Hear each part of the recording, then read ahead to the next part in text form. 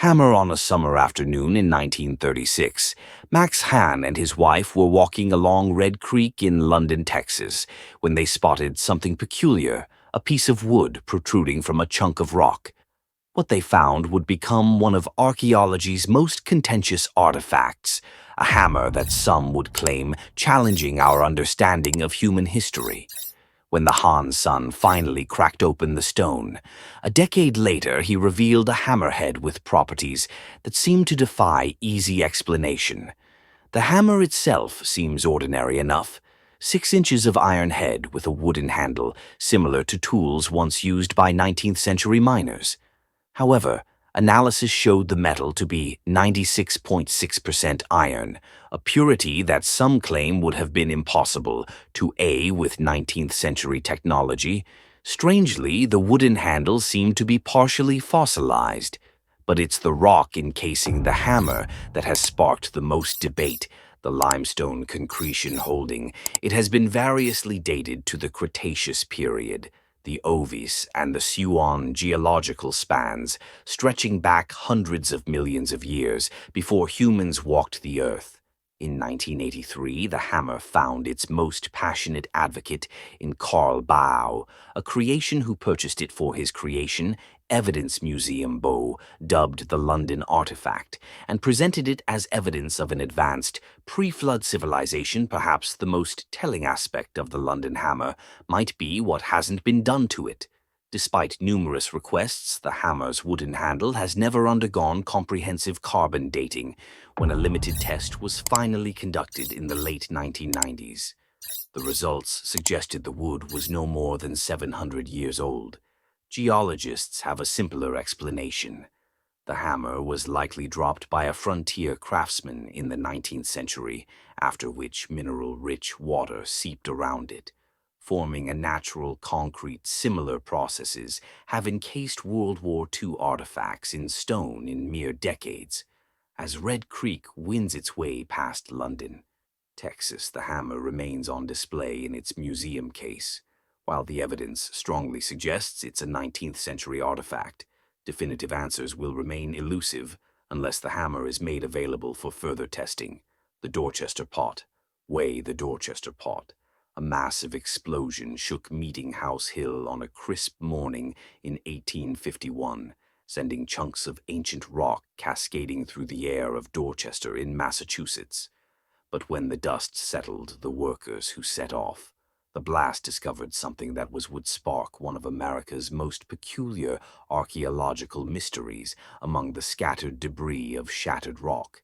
They found an impossible object, a metallic vessel split nearly in two, its silver-inlaid surface gleaming with delicate flowers and vines. The object, which came to be known as the Dorchester Pot, was a bell-shaped vessel that stood just 4.5 inches tall. Its zinc and silver alloy, body B6, floral bouquet meticulously inlaid in pure silver with wreath encircling its base. Most stunningly, the workers claimed it had emerged from a layer of pudding stone, dated between 570 and 593 million years old, a time when the most complex life on Earth consisted of simple marine organisms. The story, reported in Scientific American in June 1852, immediately seized the public's attention. How could a clearly manufactured object emerge from rock formed in the Ediacaran period, hundreds of millions of years before humans walked the earth?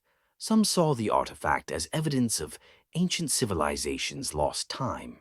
Hindu creationist Michael Creo pointed to it as proof of advanced metal working in North America more than 600 million years ago. Others woo it into biblical narratives, suggesting it survived a great flood that reshaped the earth. But archaeologists tell a different story. Keith Fitzpatrick Matthews notes that the pot was found loose in the explosion debris, not embedded in solid rock. As often claimed, its design is unmistakably Victorian, bearing striking similarities to contemporary candlesticks and pipe holders. Italian researcher Baggio Catalano even identified an almost identical Indian pipe holder in a Mumbai museum. Perhaps the most fitting twist in this tale is that the pot itself has vanished. Shortly after its discovery, it disappeared into history, leaving behind only written accounts, a single photograph of dubious authenticity, and endless NAA figure speculation. NAA figure. In July 1889, a crew drilling a well in Inile, Idaho, unearthed an object that seemed to defy the limits of history. As they worked at a depth of over 300 feet, a sand pump brought up a small 1.5-inch clay figurine shaped like a woman adorned with faint markings of jewelry and clothing. The layer in which it was found reportedly dated back 2 million years, according to a team of archaeologists called to examine the site. If true, this would place the figure far beyond the arrival of humans in the Americas, let alone their capacity to craft such objects. But was this artifact a miraculous window into an ancient past, or an elaborate hoax? The figurine called the NAA image appeared remarkably intricate. Analysis revealed its reddish hue likely came from iron oxide, either through natural deposition or intentional firing. Early supporters, such as geologist George Frederick Wright, argued the artifact was genuine, attributing its depth to ancient geological processes. Wright believed flooding in volcanic activity had buried the artifact in sediment millions of years ago. However, critics questioned how such a delicate figure could have remained intact while being pulled through layers of sand and rock by an aggressive steam pump. John W. Powell, a prominent geologist, dismissed the figurine as a 19th-century Native American doll, likely made by the Pocatello tribe. Powell reported that locals had openly joked about the artifact being a hoax meant to dupe gullible tenderfeet. Unfamiliar with the region's history, subsequent investigations found no evidence of similar artifacts. At comparable depths, still creationists seized upon the object as evidence of old Earth creationism, a belief that attempts to connect the Bible with scientific evidence. Other theorists proposed links to lost civilizations or time travel. Later studies added to the skepticism.